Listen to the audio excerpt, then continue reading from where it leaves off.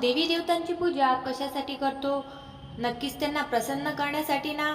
आपण देवी देवतांना प्रसन्न करण्यासाठी चालीसा, मंत्रपाठ, मंत्र, स्तवन अशा वेगवेगळ्या सेवा करत असतो. आणि ह्या सर्व सेवा आपल्या मनातील इच्छा, आपली मनोकामना देवाने पूर्ण करावी, आपली प्रार्थना देवाने ऐकावी यासाठी करत असतो. आज आपण बघणार आहोत माता लक्ष्मीजींची अशी एक विशेष पूजा, ज्या पूजेला कोणीही इच्छुक व्यक्ती करू शकतो. तो मग पुरुष असो, स्त्री असो किंवा कुमारिका मुली पण ह्या व्रताला करू शकतात. तर जय माता दी मैत्रिणींनो, स्वामी पाठीराखा या चॅनलवर तुमचं मनापासून स्वागत. आपण या चॅनलवर नेहमीच धार्मिक व्रत वैकल्याच्या विषयावर व्हिडिओ घेऊन येत असतो. आपल्या चॅनलला सबस्क्राईब करा आणि बेल आयकॉन प्रेस करायला विसरू नका, जेणेकरून आमच्या व्हिडिओची नोटिफिकेशन तुम्हाला वेळोवेळी मिळत राहील. माता राणी प्रसन्न करून तुटीफुटी किस्मत चमकवण्याचं भाग्य आज आपल्याला मिळत आहे, जे फक्त तुम्हाला 11 शुक्रवार करायचं आहे आणि 100% तुमची इच्छा पूर्ण होणार आहे. तुमच्या जीवनात जर हे व्रत केल्याने काही परिणाम झाले नाही तर नंतर करू नका, पण एकदा माझ्या मते हे व्रत करून बघा. खूप जणांच्या इच्छा या व्रताने पूर्ण झालेल्या आहेत. बऱ्याच जणांचे काम या व्रताने मार्गी लागलेले आहेत. तुम्ही पण करा, तुमची ही इच्छा खूपच लवकर पूर्ण होईल.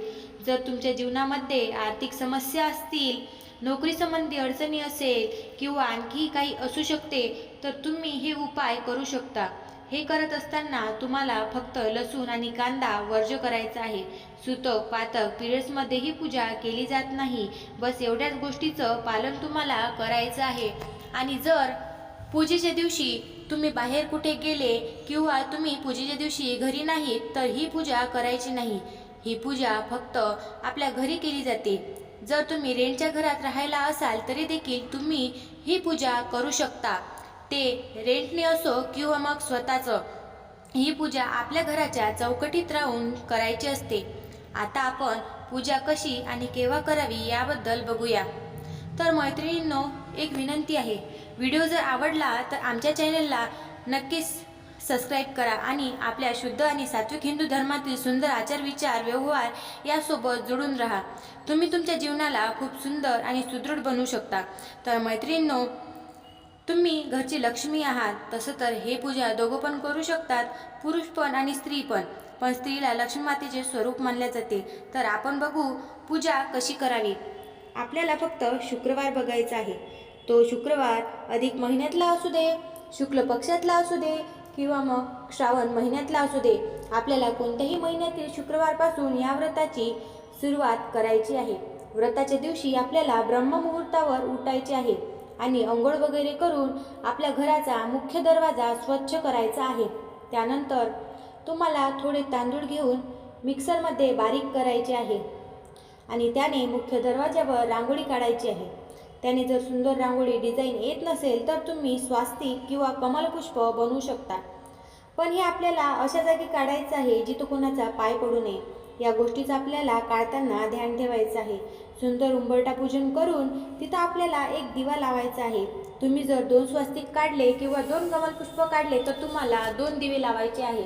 आणि मधोमध जर एक स्वस्तिक काढले असेल तर तिथं तुम्हाला एक दिवा लावायचा आहे. तो दिवा तुम्ही तुपाचा, तेलाचा, सरसोच्या तेलाचा, कोणत्या पण तेलाचा दिवा तुम्ही लावू शकता. सकाळी सकाळी आपल्याला उंबरठा पूजन करून घ्यायचे आहे. आता त्याच्यानंतर आपल्याला संध्याकाळी 4 ते 5च्या नंतर तुम्हाला जर गाईचं शुद्ध दूध भेटलं तर अतिउत्तम, आणि जर नाहीच भेटलं तर पाकीटचं पण घेऊ शकता. त्याने तुम्हाला प्रसादासाठी छान खीर बनवायची आहे. त्यानंतर तिला थोडी थंडी होऊ द्या आणि तोपर्यंत तुम्ही सुंदर तयार व्हा. साडी, बांगड्या, जे काही सौभाग्याचं लक्षण मानले जाते ते सर्व शृंगार तुम्ही करा. त्यानंतर एक चौरंग घ्या, त्यावर लाल वस्त्र टाका आणि त्या चौरंगावर माता लक्ष्मी आणि भगवान विष्णूंची प्रतिमा किंवा मूर्ती ठेवा. त्यावर एक कलश ठेवा आणि तुपाचा दिवा लावा.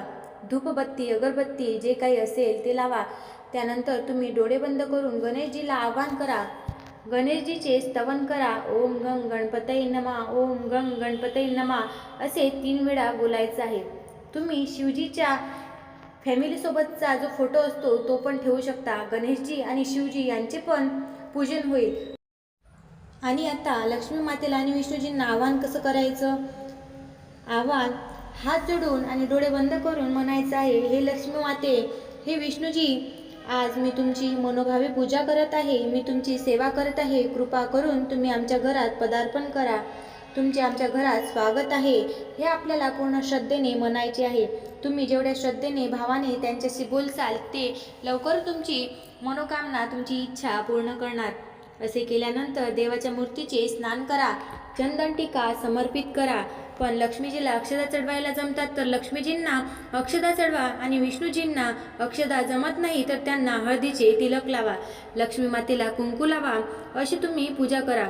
जर घरामध्ये श्रीयंत्र असेल तर त्या यंत्राला पण आपल्याला या पूजेत विराजमान करायचे आहे. शंख असेल तर ते पण ठेवा आणि कुबेर फुटली असेल तर ती पण ठेवा. संपूर्ण विधिविधान पूजा केल्यानंतर तुम्हाला माता लक्ष्मींना अत्तर अर्पण करायचे आहे. कमळपुष्प मिळत असेल तर ते अर्पण करा आणि तुम्ही बनवलेल्या खिरीचा मातेला भोग दाखवा. त्यानंतर सर्व देवी देवतांसमोर तुम्ही बनवलेल्या खिरीचा तुमच्या घरातील देवांना नैवेद्य दाखवू शकता. आणि तुमच्याकडे जर चांदीची वाटी किंवा ग्लास असेल तर त्या चांदीच्या भांड्यामध्ये लक्ष्मी मातेला आपल्याला खूप श्रद्धेने आणि भावाने खिरीचा भोग द्यायचा आहे. पूजेचा हा दिवा आपल्याला तेवत ठेवायचा आहे. आणि घरात जर खूप आर्थिक तंगी असेल, पैसा टिकत नसेल, पुरत नसेल तर शेणाची गौरी घ्या आणि आंब्याचे डांग घ्या.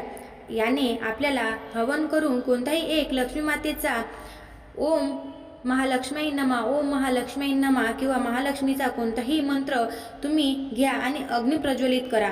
थोडीशी खीर घेऊन 108 वेळा अग्नीला विसर्जित करायची. आता याने काय होणार? जेव्हा तुम्ही अग्नीच्या मुखाने देवी देवतांना भोग देता त्याने देवी देवता खूप लवकर प्रसन्न होतात. जर माता लक्ष्मींच्या मंत्राने खिरीने आपण होम हवन केला तर जीवनात चमत्कारिक परिवर्तन येतातच. पण त्याआधी श्रीसूक्त आणि कनकधारा पाठ करा. आणि तुमच्या घरात जर विकट गरिबी असेल तर सकाळी आणि संध्याकाळी कनकधारा पाठ करा. शुक्रवारी हा पाठ करा आणि खिरीने 108 वेळा माता लक्ष्मींच्या नावाचा मंत्रोच्चार करून होम करा. जर कोणी हे व्रत पूर्ण श्रद्धेने, भावाने आणि विधीपूर्वक कोणी हे व्रत करेल ना तर 11 शुक्रवारमध्ये त्यांच्या घरी पैसा येणं सुरू होईल. घरात खूप बरकत राहील. खूप प्रकारचे फायदे आहे. प्रत्येक स्त्रीला हे व्रत नक्की केलेच पाहिजे. या नियमांचे पालन करा आणि जीवनात माता लक्ष्मीजींचा आशीर्वाद प्राप्त करा. तुम्हाला कशाचीही कमी भासणार नाही.